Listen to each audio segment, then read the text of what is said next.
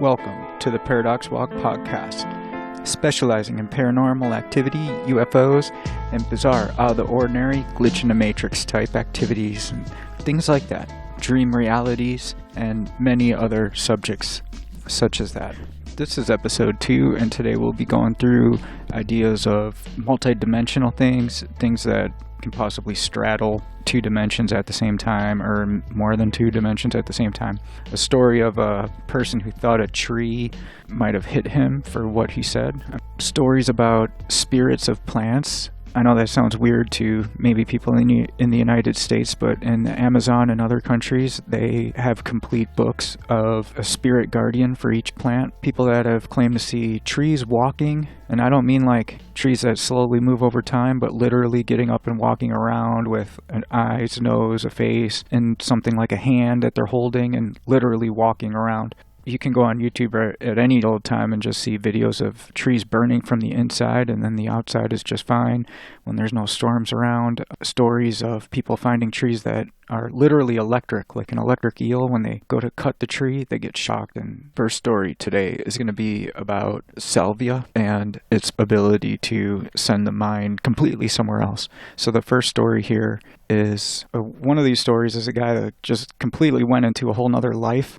and a timeline for 8 years off of accidentally smoking salvia. He didn't know it was salvia, and he accidentally took a hit of this stuff, and I think he described it as his body went outside of his body, and then he got sucked up into a lake, and he found himself floating face down on a lake, and his friends pulled him up on a boat and said, "Man, you fell down water skiing, and you hit your head." And the guy starts saying, "No, I live in Alaska, and my name is blah, blah, blah." And they say, "Yeah, that's your name, but we're in Texas, and you've lived here your whole life." And they took care of him, brought him to his job, and they said, "This is your apartment, this is your job." And the next day, I guess he woke up and went to his job, and they handed him his clipboard, and he said he lived in Tyler, Texas, and he lived there for years. And that was his new life. He just did that every single day. He went to sleep, woke up, went to his job, had the same friends.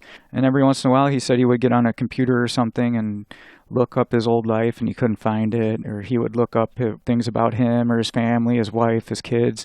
And eventually his friends convinced him that when he fell down water skiing, that he invented this old life in Alaska. Eventually, 8 years went by, and he went walking in a park to meet up with some of his friends, and he said that same thing happened. His body left control of the ground like he was walking on, and he kind of floated up, and he floated back up to his body from before in Alaska. And he was laying on the ground, twitching and convulsing, some kind of seizures or something. And his friend was about to dial 911. And when he came to, he started to kind of make, "Oh, this life is real. I'm back." And they were and then eventually he said, "How long was I gone?" Because to him it was an 8-year life that he lived. They told him, "About 45 seconds. We're about to call the hospital, and we're about to call an ambulance, but you're okay now." He's like, 45 seconds. His whole story, the chopped down version of the story, can be found on the Vanessa VA YouTube channel. It's just how it sounds, Vanessa and then space VA. But what is inside of these plants that make it so powerful to a human mind to actually alter time? What's the difference if I say our perception of time or time itself? What's the difference? So there's something inside of this plant that I think can actually make your mind leave, go somewhere else, or because that's what all of these stories that I hear, that's what people are reporting. Either they're reporting that they go somewhere and time is totally different, or they go somewhere and the situation is completely different from our own, and things like that. I think it's not a coincidence that sage is what salvia is made from, and sage itself is thought to ward off spirits and stuff like that. So what if the spirits are multidimensional, and then the plant itself, the smoke of it, if somebody breathes it in, it makes their mind kind of trip out. What if that has the same effect on a spirit? What's the difference? I wonder if that's a thing. I think the mind itself is multidimensional, because what part of the mind, what part of anything that we see, touch, hear, or feel, or taste, what part of that is not separate from your body? Because your body's sending the signals, and then your mind is the thing that's like a layer above that, interpreting that and calling it an experience.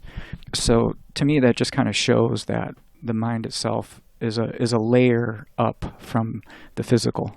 This next story here I'm going to read off of, this is the Phantom and Monsters website. It's phantomsandmonsters.com. The website is run by Lon Strickler. I'm going to read this verbatim. Quote, "Back in the early 90s, I went with a group to Silver Falls Springs in Oregon. One night after dinner, I went for a stroll to find a clear spot so I can see the stars. After about 20 minutes of sitting quietly and contemplating the sky and the stars, a breeze blew through and rustled all the trees and branches around the clearing. As the wind gently shook the trees, something caught my eye in my peripheral. I looked to my right, and there it was. For just a second or two, I saw what could be best described as a walking tree. Back then, I was just beginning to appreciate books. So, at the time, I haven't read anything aside from comic books or magazines. So now today, I can describe it looking like Ent from the Lord of the Rings books or movies. Except it had more of a round head with a definite neck attached to shoulders. Its limbs were long and thin. It could probably touch the ground if it just relaxed its arms down. There didn't seem to be any distinction or separation between the torso and hip area. The legs looked like a pair of articulated tree trunks with no discernible feet.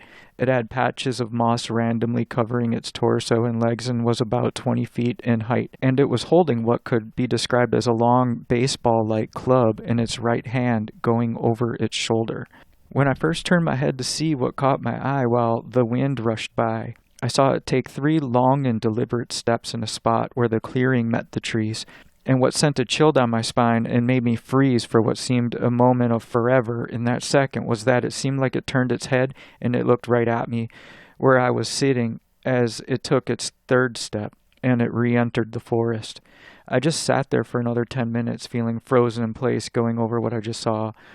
Once I shook that frozen feeling, I got to my feet and went back to the cabin all of us were staying at as fast as I could. I only told one person about this after it happened, and they just found it to be a nice and creepy story before everyone turned in for the night, and it still haunts me to this day when I think about it." So there's a note after this. This is from the owner of the website, Lon Strickler. He says, "Actually, this is not the first time I've seen a reference to a tree man or a tree that moves like a person." Those things in the Lord of the Rings part 2 or 3 or whatever, I think it's the 3rd one, where the trees kind of make a plan and fight in the war or whatever at the end of it. Sometimes people think that these movies, they're making these stories off of things that they've seen or they heard about or stories that people have seen.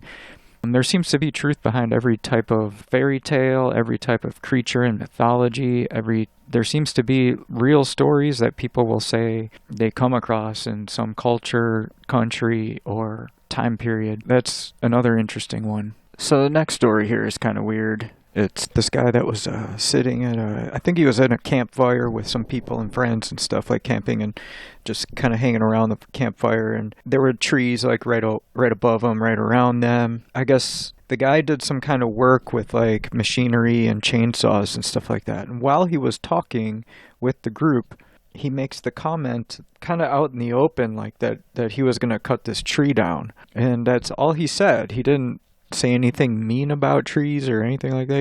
He just said something about, "I'm going to cut that tree down when we get there," or something like that. And according to this man, the tree that he was sitting next to just reached out a branch and just smacked him across the head. I guess they were all just kind of there. And it was right after he said, "When I get home, I'm going to cut that tree down," or it was something along those lines. So some people think, that these things are alive much more than we give them credit for. And getting back to some of these spirit guides of plants, there's claims from, Native American and the Amazon that each plant has a distinct spirit with characteristics, their own type of body, these shapes and things like that. And I don't think that people are just making this stuff up. The spirit of, peyote, I don't know whether they call it mescalito, is a different type of spirit than the spirit of, say, that's in the datura or devil's weed plant. And they have different ways in these like cultures of finding out if the spirit likes you or if it does not. And if the spirit isn't agreeable with the person in some way, shape, or form, then you should avoid anything with that plant. And that concept is completely gone in a place like the United States. And the people in the United States will be like, the mindset is more like, this plant might give me a buzz, let's eat the seeds of it. And is there anything in their mind about that the plant might have a spirit attached to those? And if is it a male plant or a female plant? Is it a plant where it's better to try out the roots first before you try seeds to see if you get sick from it? Dangerous chemicals. Such a different concept that a plant might have a spirit that's in control of every single plant. So some of the ideas of in the natives, and I don't even know what to call it, like the different tribes, like northern Mexico and the United States and stuff, like they will take a piece of a plant and make it their own, like take a piece of it and plant that themselves and talk to the plant as it's growing. Wait till it makes seeds, and if that first plant makes seeds, then the plant might be agreeable with you. They consider that a good sign, but they still won't like eat the plant yet or use it in their ceremonies with the person yet. And then at this point, I'm just kind of like paraphrasing what I've heard about. Of course, I'm not, I've never been in any kind of tribe. I've never like taken any of these things like salvia or anything like that. But what I've heard, like how these things work is you want to like find out if the spirit of the plant is agreeable with the person before you start swallowing stuff. You know what I mean? I mean, how many times have we heard these like really sad stories about people with this like Jimson weed, which has like 3 names, makes it even more confusing: Datura, Jimson weed, and devil's weed. There's other names for it. I think there's some others like thornapple or something like that, because it has this like weird spiky look to it. But it's extremely dangerous. I think it can kill you. The point what I'm trying to make is the difference of the mindset. Whereas somebody with one of these tribes, or somebody with like what do they call, like shaman or witch doctor or something in a tribe. I mean, I'm not advocating this stuff at all. I'm just telling what I've read about. Like if they have a student coming to them, some of the things that they might do is just take some of the very mild parts of the plant and stir it up into a tea and have like the student drink it first.